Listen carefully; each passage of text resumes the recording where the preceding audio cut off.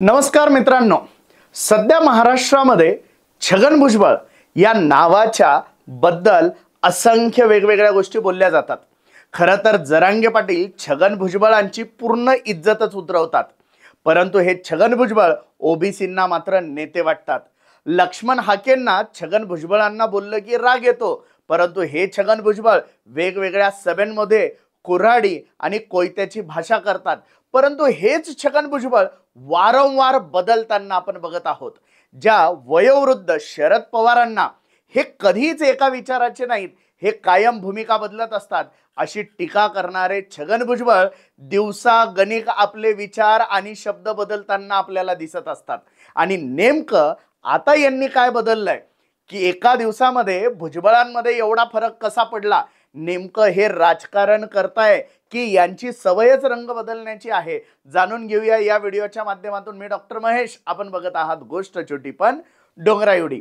तर मित्रांनो, आदल्या दिवशी छगन भुजबळ बारामतीमध्ये लोकांसमोर भाषण ठोकतात। भाषणामध्ये ते सांगतात की ओबीसींनी तुमचं काय घोडं मारलेलं आहे।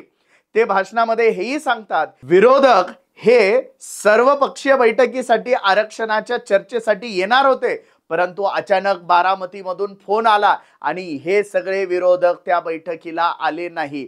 एकूणच काय तर छगन भुजबळांचा रोख हा पूर्णपणे शरद पवारांकडे होता।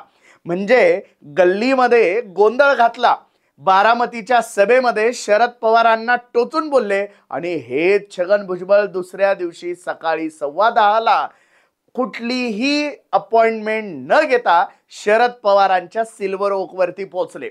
आता सिल्वर ओक वरती पोहोचल्यानंतर 1.5 तास ताटकळत थांबले। आता यांनी यांचा स्वाभिमान गहाण ठेवला होता किंवा यांना आता कुठल्याही परिस्थितीमध्ये भेट घेणं गरजेचं ठरलेलं होतं। नेमका याचा राजकीय विचार काय होता हा छगन भुजबळांनाच माहिती। परंतु हे छगन भुजबळ शरद पवारांना भेटतात, भेटून झाल्यानंतर पत्रकार परिषद घेतात आणि म्हणतात की मी साहेबांना रिक्वेस्ट केली की काही जिल्ह्यांमध्ये स्फोटक परिस्थिती निर्माण झालेली आहे, समाजाला शांत करणं गरजेचं आहे आणि यासाठी आपण महाराष्ट्रातील सर्वात वयोवृद्ध, सगळ्यात जास्त वय असणारे नेते, सगळ्यात अनुभव असणारे नेते, आपण याच्यामध्ये आम्हाला साथ दिली पाहिजे अशी आम्ही विनंती शरद पवारांना केली आणि त्यांनी ती मान्य देखील केली, हेही भुजबळ सांगायला विसरत नाही। एकूणच काय मित्रांनो, तर गल्लीमध्ये गोंधळ घालायचा आणि त्यांच्या दारामध्ये 1.5 तास वाट बघत थांबायचं, याचा अर्थ गल्लीत गोंधळ घरात मुजरा असा एक प्रकार छगन भुजबळांनी आता महाराष्ट्राला दाखवून दिलेला आहे। खरं तर छगन भुजबळ शरद पवार भेटीचे कित्येक राजकीय अर्थ अनर्थ निघतीलच येणाऱ्या काळामध्ये। खरंच महाराष्ट्र शांत करण्यासाठी ही बैठक होती की महाराष्ट्रातल्या अशांततेचा फायदा मिळवण्यासाठी ही बैठक होती, ही आपल्याला कळेलच। परंतु तोपर्यंत जर आपण अजूनही आमचं चॅनल सबस्क्राईब केलेलं नसेल तर या चॅनलला नक्की सबस्क्राईब करा आणि व्हिडिओ आवडला असेल तर लाईक आणि शेअर करायला विसरू नका। धन्यवाद।